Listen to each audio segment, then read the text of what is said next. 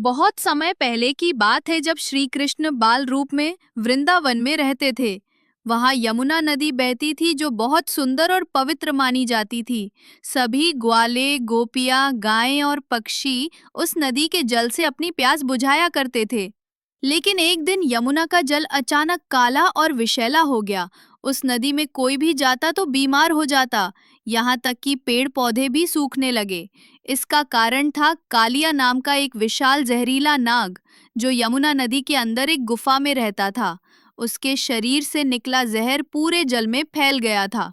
जब गांव वालों ने ये बात कृष्ण को बताई तो वे बहुत चिंतित हुए। वे केवल 7 वर्ष के थे, लेकिन साहस और करुणा से भरपूर थे। उन्होंने निश्चय किया कि वे कालिया नाग को सबक सिखाएंगे और यमुना को फिर से पवित्र करेंगे।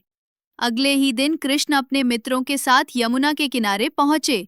सभी दोस्त उन्हें रोकने लगे, लेकिन कृष्ण मुस्कुराए और बोले, डरो मत, मैं कुछ नहीं होने दूंगा।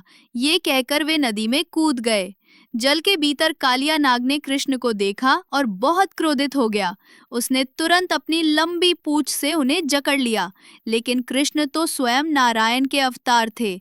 उन्होंने बड़ी फुर्ती से नाग की पकड़ से निकलकर उसके पनों पर चढ़ गए और नृत्य करने लगे। कृष्ण का ये दिव्य नृत्य देखकर कालिया थकने लगा। उसकी ताकत खत्म होने लगी।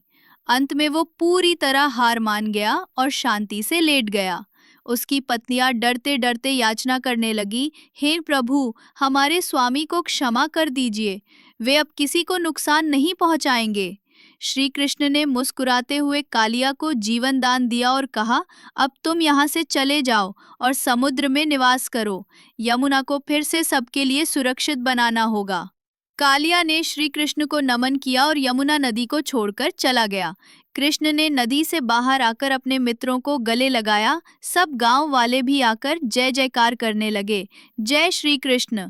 यमुना का जल फिर से साफ और मधुर हो गया। पेड़ पौधे हरे हो गए और पक्षी फिर से चहकने लगे। शिक्षा: ये कहानी हमें सिखाती है कि साहस, दया और सच्चाई के साथ किसी भी बुराई का अंत किया जा सकता है। श्री कृष्ण ने हमें ये दिखाया कि डर के आगे जीत होती है और दूसरों की भलाई के लिए किया गया काम सदा पूजनीय होता है। गो